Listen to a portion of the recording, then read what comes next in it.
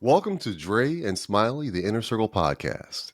We have another exciting guest on the podcast. Oh, today is so amazing. I'm so happy to have Ursula K. Odom on the podcast. Ursula and I met through a mutual friend. She's an angel on earth. Her name is Lena Young. But Ursula has agreed to be on the podcast. Ursula is the CEO of Sula 2 LLC. And she's on a mission to preserve cultural history in any form possible. As such, she is a publisher, legacy wall designer, legacy writer, and living history performer. She is also founder of Ursula History Shop and the nonprofit Rescuing History Inc. Collectively. All of her skills lead to preparing your story, rather average and ordinary or extraordinary, to take its rightful place in our cultural history. Ursula has also created a number of books. At Sula's Feet, the Doris Ross Reddick story, Miss Lizzie's story. She has a plethora of books and a whole bunch of experience. Ursula combines research, life, and professional experiences of rural living, college life, Fortune 500 corporate management, spirituality, family, entrepreneurship, sales, genealogy, and publishing to deliver relative multi-generational and multicultural products and services. Wow, Miss Ursula, that's amazing. Well, I have a question. It might be generic, but when do you sleep? I was I all of don't. I don't. I was wondering, man. So tell me, what is the catalyst for this amazing life and experiences that you've shared? Who is Ursula? Let's start there. How did it begin? Okay. So I discovered this about 10, 15 years ago that all of these little things that I've ever done in my life seem to have had one goal in mind, and that is for me to be who I am today. And it started with my being a little girl crawling under my grandmother's iron bed and pulling out a have a Tampa cigar box, and that box was filled with old letters and stamps that I started collecting, old photographs, and a lock of her sister's hair. And from that point until now, I have been fascinated with just those things. Old photographs. What's the story behind that photograph? And what's in this letter? Who wrote this letter? Why did they write it? I've just been curious about those things. I like paper. Well, no, that's awesome. So you like paper. So from the box, and do you still have this box in here and photographs and everything? Well, not intact, but I tell you what I did with them. I took all of those photographs and ultimately became the family historian because I then copied them and shared them in various forms throughout the year. And as it turns out, had I not gotten those photographs, they would have been gone because the house burned down at one Oh, point in time. Yeah. mm. And that's a traumatic thing because the one photograph I did not get was the one of my dear uncle hanging on the wall. It was his military photograph of painting. And I still have it in my mind's eye, but I can't do anything with that. Oh, yes, Yeah. ma'am. Well, tell me also. So you have your books, you have your genealogy, and before we started, you mentioned you do podcasts as well. Can you tell us about some of your podcasts and what you've done, say, around the topic of Smiley or the title of Oh, Smiley? well, I have to go back and verify it because having seen your name, I made the connection and now I need to go back and actually look at it. But I just loaded up a audio um, to my YouTube channel, which is Ursula's Archives. And what I'm doing is going back to some of the shows and some of the interviews that I've done over the last 10 years or so for various reasons. I've interviewed people because of articles I've written or a show that I've been on. And this one just happened to pop up and I started listening to it and I was totally mesmerized. It was someone talking about an eyewitness account of the march in Birmingham and Pettus Bridge and growing up in that area. And as he ended the conversation with me, he started naming people that he was related to, and that were and throughout who was involved with it. And I know the name Smiley was in there, if it's not his name, family name, or someone he mentioned. And so when we were talking, I went, "Oh, I recognize that name." Now I have to go back and verify exactly what the connection is. Yeah, it's a small world, right? It's a Yeah, small world. yeah, So, Ursula, to me, you're clearly a historian of sorts, right? Going back to when you mentioned pulling out that box from underneath your mother's iron bed. Talk to me about why it's important to preserve cultural history. Why does it matter in terms of preserving cultural history? Why does it matter today? because so much of who we are is wrapped up in who we know to be a part that we are a part of, whether we know it or not. We're walking around with other people's personalities, other people's genes, and there's a lot of benefit to that when you go back and find out that that person was kicking it, you know. Hmm. So to be able to latch onto that, and in good times it helps, and in bad times it helps. Like, for instance, my grandmother used to tell me that I was a blessed child. So what I personally say is, if something is going wrong, I'm a blessed child and this too shall pass. And if things are going Mm, well, I'm a blessed child and this is the way it's supposed to be. yeah, So, yeah, and yeah. it's because of that connection with my grandmother and what she told me.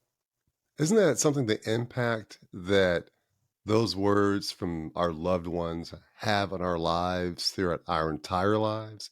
I have an Yes. uncle that I look up to, and I can recall vividly looking back at how successful he was and the type of man he was or is, and just everything that he is.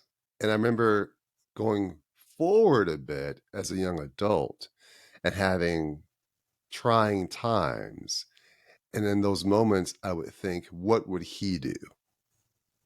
Yeah. Right. To get me through. So, yeah, I definitely agree with you in terms of the importance of that, the cultural history helping us, get through. You mentioned you have a YouTube channel. Yes. So tell me more about that. So what type of people do you interview? And more importantly, what made you decide to start a YouTube channel? Well, it's what everybody's supposed to do. Okay. So I've done enough to know that I can do it. Have I um, maximized it? No. According to my daughter, who just hit 10,000 subscribers, I'm not Wow. doing anything. So I started putting things out there to celebrate people. And one that I love is Wisdom and Young Legends. And what that's about is that you put a young person together with an older person and you have a dynamic duo, because someone said once that when you have a young person there, strong enough, quick enough to cut the path in the woods, right? But it's the old man that knows the way. So Mm, otherwise, the person might be going around in circles until they figure this thing out. And mm, so that was one thing. And then people that I'm a publisher, so those people that I publish their books, that's one avenue for them to share what they do or what they wrote about. And now what I'm doing is practicing what I preach. One of the things I say is that we capture, preserve, and present legacy information in any form possible, and we rescue those stories that are at risk of never being told or being lost. And I realized I had, you know, countless audios um, of interviews that I've done. And okay, so something happens to this computer, somebody throws the thumb drive away, and I have just done what I'm saying I want others not to do, and that's to allow something to just disappear because you haven't shared it with anyone. So I'm systematically going back and listening to them and finding out it's more of a benefit for me, because I some of that stuff I forgot. And it's amazing the people I sat before and just put a mic there as they talk. yeah. And once it was done, I went on about my business. But going back to it, it's like, oh my God, did Yeah. I do that? Yeah. It's interesting as you say that, capturing presenting cultural history. Before my kids were born, I had each of my parents and my in-laws record a message to them, to the kids. And I have to admit, I have to find those. I still have them, but I have to find them because looking back, once my kids are adults or any stage in their lives, I think they'll really appreciate seeing and hearing their grandparents, two of which have passed, unfortunately. As it relates to capturing, preserving, and presenting, what's the secret to successfully doing all three? What have you found the secret being to doing that successfully?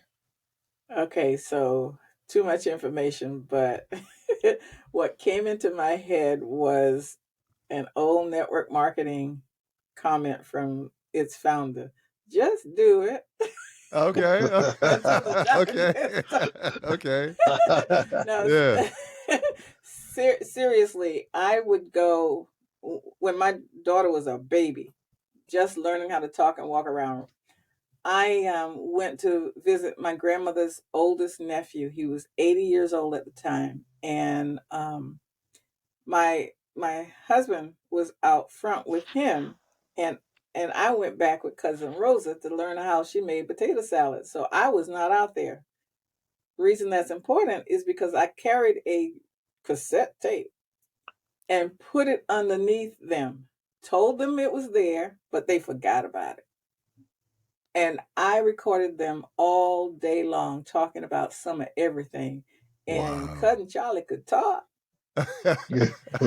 And now, years later, who would listen to, hours and hours of audio? Nobody. So I sat down and I literally chopped it up into 2 to 3 minute segments based on what he was talking about. And Mm, I was able to, at one of the reunions, share with my first cousins a story about their dad when he was only 6 or 7 years old, mm, because cousin Charlie told it.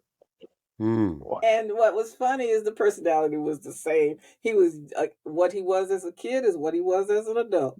Yeah. Yeah. No, Yeah. Yeah. I I love think it. that's awesome. I like your energy and your passion. But as a publisher, and let's talk about some of the books you created and the books you published. What is something that you've learned that you just didn't know that was utterly surprising about our culture, our history, or, for example, I remember watching Chris Rock. He just had this little special, and I didn't understand this, but then he said it. He said that during the 40s and 50s, African Americans couldn't go to dentists, so we had to go to veterinarians to get our teeth work done. And he said that about his mother, and it just hit me. And then, of course, I Googled it. I was like, what? I didn't even know that until Chris Rock said it. There's so many little tidbits of things that happen to our culture, our people, that every time someone says something and adds to it, I'm like, wow. So did you hear anything that is like, man, I did not know that occurred, or I wasn't aware of that through your publishing, through your writings, through your listenings? Well, two things. One, in listening to just last night, the person said, I choose to forget, or I chose to forget, because there were so many things that some of these people witnessed that they just couldn't survive if they remembered it on a day-to-day basis. Um, and to that point, um, I heard someone say something that I know history says it happened, but until someone put the words together,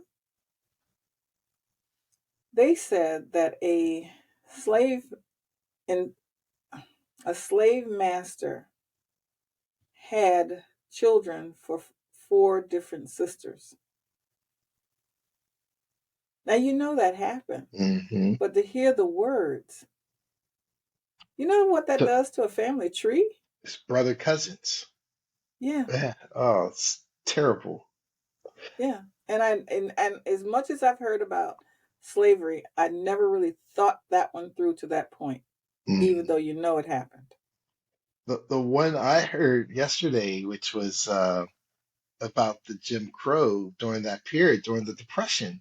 If if the white families had nothing to eat and you're a black family and you had food because you had food from your land, a white person could just come in your house and take your food during the Depression because they were hungry.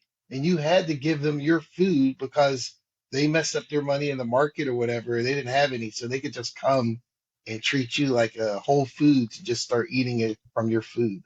And I was like, I've Mm-hmm. never thought about that during the Depression era, all that crazy madness that was occurring in the South or all over the country. So, wow. So thank you for sharing that one. Yeah. When you put it in words, you just know that all those horrendous atrocities occurred. So Mm-hmm. here you go. Let's go back to the publishing part a little bit. From a publisher, let's say you come across someone and they say, "Well, I'm a self-publisher. I publish on Amazon." What would be the two, three reasons why you would say, you know what, you have that for maybe the rookie writers, or really you need to come to someone like me because this is what we can do for you? Is there? So it really boils down to, and I basically came to this recently, is how much do you want to do? Hmm. How much do you want to do? And yeah, if you're in a position to do that, then do it. Hmm. What I'm more interested in is getting that story out that may not ever get out, because the person is always talking about, I'm going to write a book, I'm going to write a book, I'm going to write a book, and never get it done. So when they get to me, we get it done.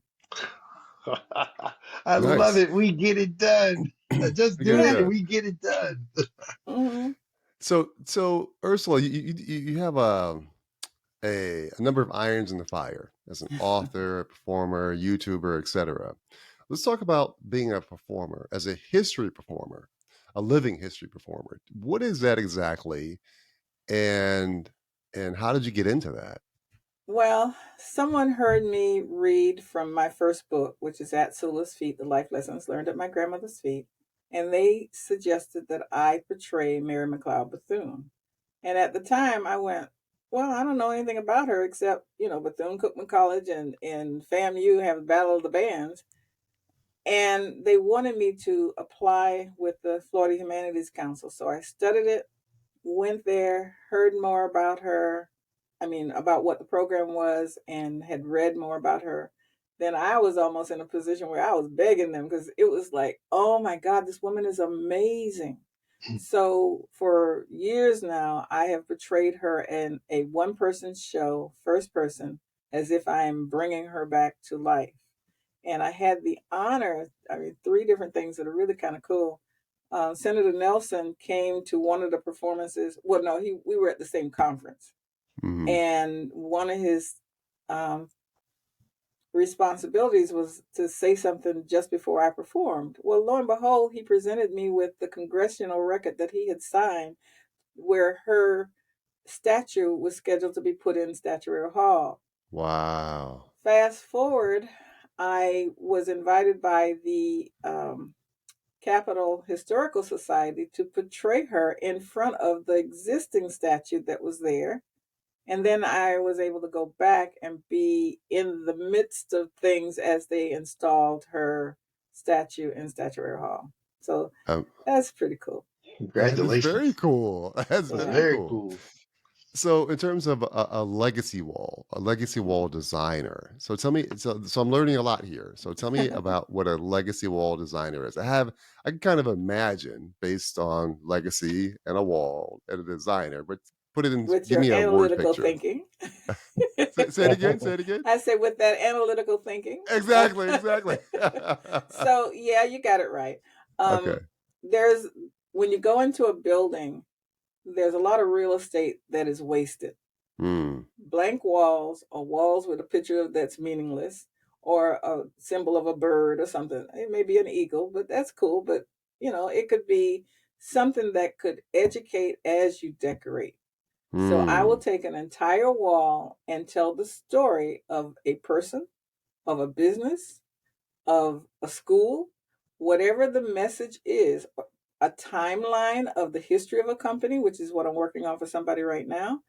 Um, the legacy of the individual who founded the organization. Whatever the Hmm. message you want to share, that's what I will research, design, and then have installed. Wow. Wow. Yeah. So in terms of the single person performance that you do and hmm these walls that you create, are those on your YouTube channel? Where could someone go to kind of see examples of this? Sula2.com, my Okay. website. You can click on the various aspects of what I've been talking about. And Excellent. yes, you might go down a rabbit hole, but go down the one you want to go. If you want the the legacy wall, go down that one. If you want to talk about publishing, go down that one. Um, Okay. and I have a history shop as well. So what it all means is that it all comes together under one umbrella. Whatever it Mm, takes to tell the story. And I had to okay. come to that conclusion myself because I felt like I was all over the place too. But it really is all the same thing. Mm, You want your story told. How do you want mm-hmm. it told? You want it on a wall? You want it in a book? You want it in a video? You want it in a podcast? What's comfortable to you? I love it. And the last question before I kick it back to Smiley, and ask like before I ask this question, for those listening, Sula 2 is Sula Sula and then TOO.com, Sula 2. So you mentioned being a publisher, and you mentioned that if you want your book done, come to you, you'll get it done. So me and Smiley have 12 books in our heads. Smiley's already published 6 of his already, but I haven't done any. Talk to me about what you and I would work on together to ensure that my book gets done. Okay, so this speaks to a challenge that someone gave me and then something that has just come up. I have a little tiny book called Create Your Book in a Weekend, right? Ah. And it's a part of a series of books that I call tiny books. They're small enough to fit in your pocket, but big enough to change your life. And what this says is that a lot of people are like you. You have all this wisdom sitting in a file cabinet or in a file on your computer, Mhm. halfway written. All you have to do is decide to go collect all of that information, organize it, and let's talk about it. You don't always have to start from the beginning. Not people like you. I Mhm. took a book like, I took a podcast like what you're doing right now, Okay. and I turned that into a book for a young lady. Mm. And uh, it was it was life changing for her because she was carrying around a secret burden that she released, Mm. and then she helped others by doing so. Mm. Wow. That's great. I, That's I, great. I love your little sayings. Create your book in a weekend. Educate as you decorate. So, if you had to rank your talents, is it the organization perspective, the performing perspective, the writing perspective? If I had to say Ursula is these represents these three pieces, one, two, three, how do you self-identify? Do you self-identify as an author, as a writer, as a performer, as a historian? How would you answer that? I self identify as the little girl that sat at my grandmother's feet and loved the stories that she told. Awesome. That has not changed. It all starts with me saying, "Where are you from? What did you do?" The inquisitive mind. and loving the differences in people. Because even with one of the books that I wrote for someone as a ghostwriter, I realized in writing that this was his story, and it was vastly different from the person that was polar opposite to his opinion. Mhm. But he had the right to tell his opinion. And if you don't like his opinion, it's time for you to write your story That's fair. because you're the only one with that perspective. That makes sense. So you mentioned your first book. What's your most recent book? And then which which book are you working on now? Commissioned or not commissioned, maybe? Oh. You don't have to say the titles or anything, but anything. Okay. I think it's like the concept. Like maybe like Dre, we had someone on the podcast, and she's the granddaughter of a king from Ghana, and we had another lady Ah. who's from Ghana.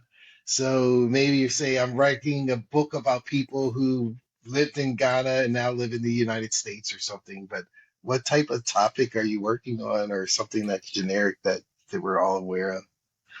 Okay, my first book, At Sula's Feet, Life Lessons Learned at My Grandmother's Feet. Second book was African Americans of Tampa, and that has gotten quite a bit of notoriety because it was published by a company that is all over the world, pretty much, in all these communities. It's the little brown book with, Hmm. okay, got one of those. And the last one was well, no, it's not. I started to say the last one was this one, but the last one that I co-wrote with someone was the history of Rogers Park Golf Course, which is named for a Black person. And it is uniquely wonderful in that it pulls together a lot of different cultures, even though it celebrates Black culture. But everybody patronizes it pretty much because it's a great golf course. So it was Mm. wonderful pulling that together with a guy named Lionel Ballard, who's been out there since childhood, working that park. I am so glad you mentioned Rogers Park because I have this theory. I live in Tampa Heights, not too far from the Tampa Heights Junior Civic Association.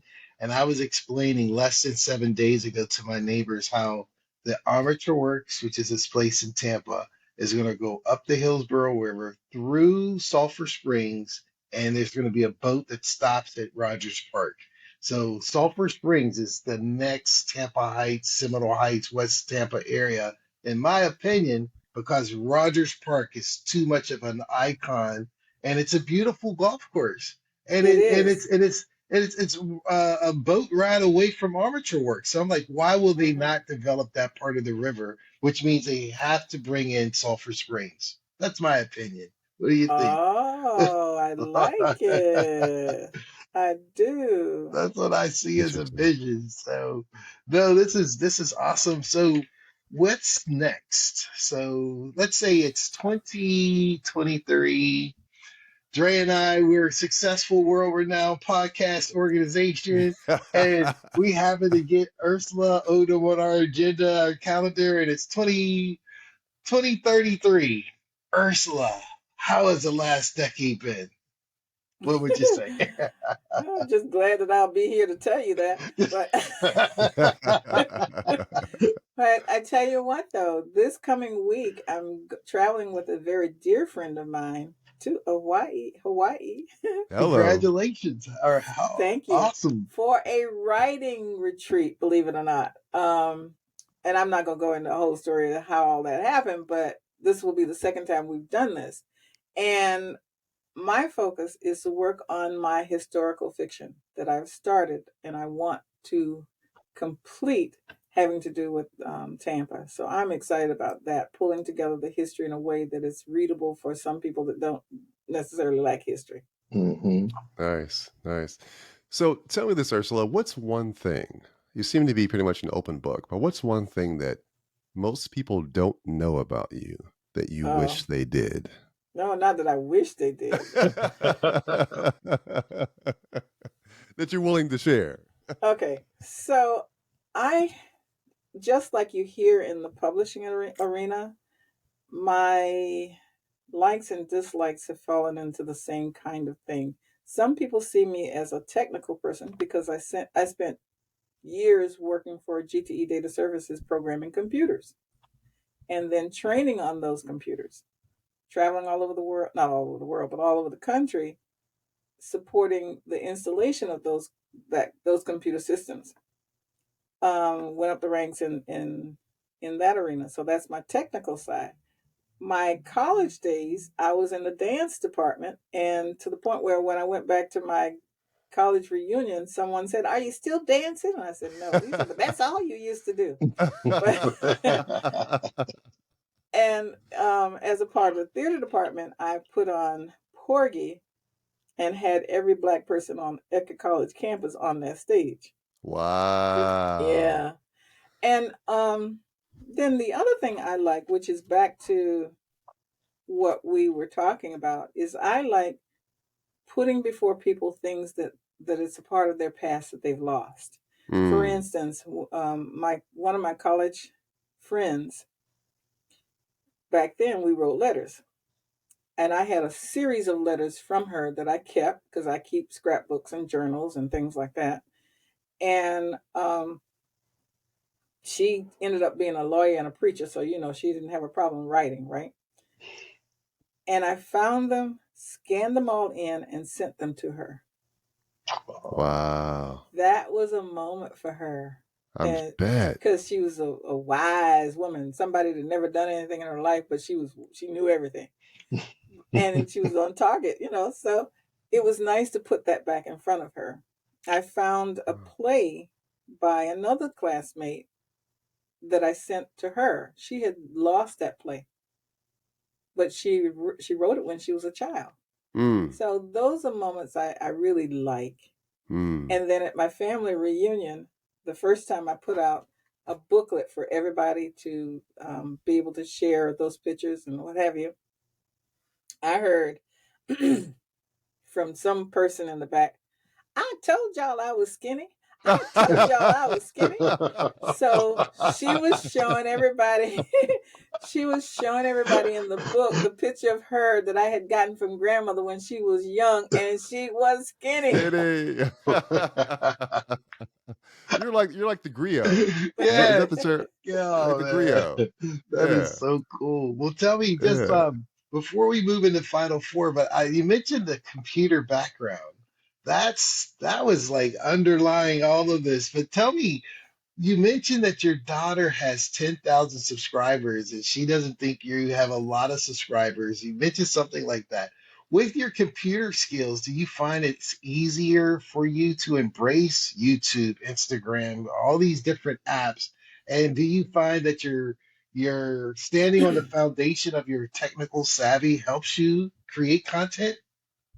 That's why I can do what I do. I mean, Oh. being able to capture the story. Okay, when I got my first supervision job, my first management job at GTE, the person told me that I walked in and took somebody's job, and what he meant by that is they had already decided who they were going to hire for that supervision job. But I came in, according to him, with analytical, technical skills and being a people person too. He said that was not common to be task oriented and people Mm-hmm. oriented at the same time. Mm-hmm. I have brought all of that together under one umbrella. I like people. Mhm. I'm an introvert, but I like people. I like their stories, but then I retreat Mm. and do something with them on the computer. The computer allowed me to work in the middle of the night and get things done. So that's both sides of me. That's how that works. Awesome. No, that's beautiful. Thank you for sharing that. I was wondering. But tell me this. We're gonna move into the final four, and this one is think of it like this. You're at this beautiful restaurant. It could be in Hawaii, Bali, Senegal, anywhere on the planet. It's a dinner table. There's four chairs. You're in one chair. Who are the other three representatives, alive or dead, at your dinner table, and why? Oh, this is a Think and Grow Rich comment. That's right. That's right. You got Andre Napoleon Hill over there. Oh yeah. Oh my goodness. Well, grandmother would be one. Mhm. Okay. And for reasons that I don't want to go into right now, Mm-hmm. my father would be another. Mm. And then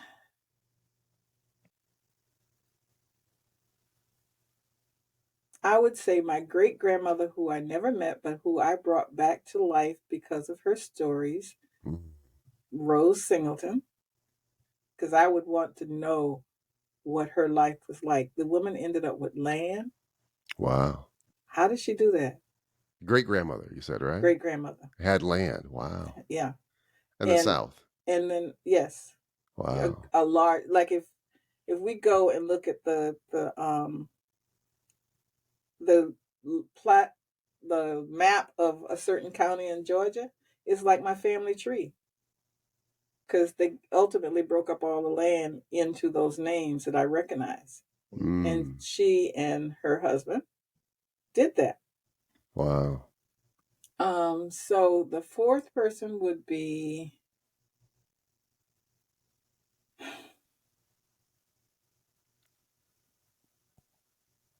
hmm.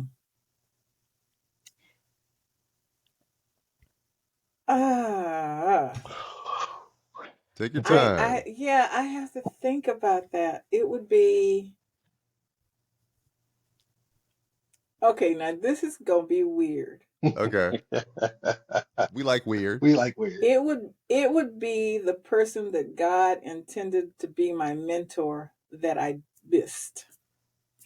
Oh, Um, that's profound. I I like like it. that. I like it. Yeah. Okay. All right. What's been your greatest success?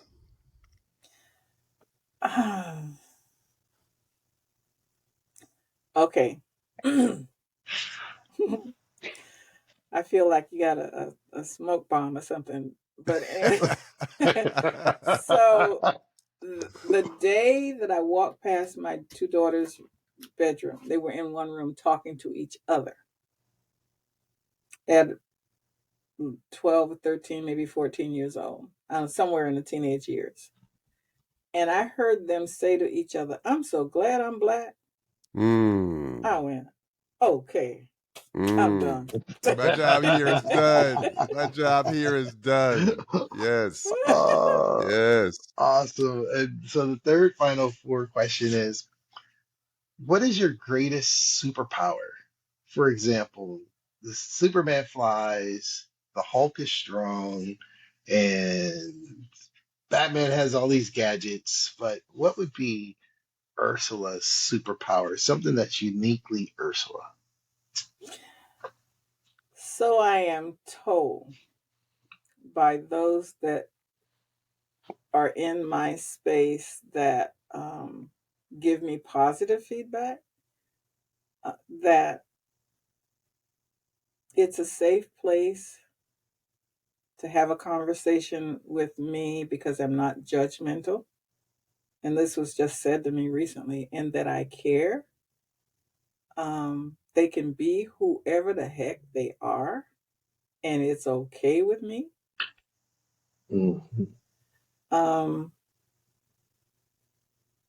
and I've always been the person that they say is a good listener. Now, the reality was I was so scared as an only child growing up, and I didn't want to talk to nobody. So what else was I going to do? By default, he was a listener. So it's not Yeah, that you're but a good listener, you're a hesitant speaker. yes. And I've No, that's a only great been let skill. loose by the fact that I'm passionate about what I do right now. You start asking me questions about things I don't know anything about or that I'm not connected with, and the shy girl appears again. Mm, I can appreciate that. So, yeah, you've written a number of books. Have you written an autobiography? I don't Well, believe that was in the list. that's what At Sula's Feet is to Okay. some degree, Okay. because the stories in there are about my grandmother, but it's about growing up in the South. Now, have I completed it from post post college days? No. But one of the things that I do, and this is something people can do themselves, is that I have, and they say you're not supposed to tell how you have people pay you for that. But my point is, I want you all to do it. Hmm. Open up something as simple as a Word document. Mm-hmm. And whenever you find something, especially if you're about to throw it away, scan it in, put a date on what's on that piece of paper, and put it in the order that the date appears. And over Mm, time, you'll end up with a chronology of your life. So, yes, I mm. have that. It has not been turned into a book, but it is captured. It's there. Okay. And I've printed them out. Um, oh, I I probably don't want to move, but because I'm comfortable, Okay. That's Okay. right. Okay. Okay. Okay. decent and You've comfortable. definitely piqued our curiosity. I'll tell you that. So what I'm looking at are notebooks that I have covered on the side. Okay.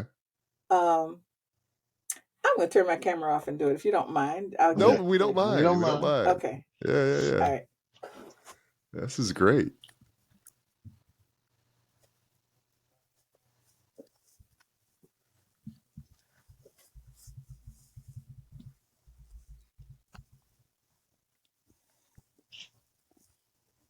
Okay. All that professionalism just went out the door. No, you're good. You're good. Okay. So it's not fancy. I just took a notebook. Okay. Now I got to make it. We see it. Okay. Took a notebook Mm-hmm. and I put years on them. Oh, So yeah. let's see. Okay. Yeah. I just put the year on them and it's my story. So that's 1990, 2010. Wow. My story. So even though I put them on the I put them in digital form, I will print them out periodically, and I put them in a book like this. So even if somebody does not have the wherewithal to go in and get all my digital files, or they get lost somehow, there will be some version of it there. Makes sense. So tell me this: once it's packaged and published, what would the title of that book be?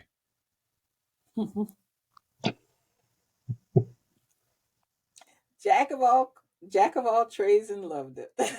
Love it. I like that. Okay. Ersula, this has been such a fascinating podcast and interview. We really appreciate you taking your time to share your marvelous life and your amazing things that you're accomplishing in all regards, from acting on stage or becoming a performer, a historian, a data expert, a mother, a grandmother. I mean, your words are, I can almost make a book of just your little catchphrases, especially that tiny book concept. I think we have a tiny book out of this podcast. So thank you very, very much for being here. Also, I'll just add to that, Ursula.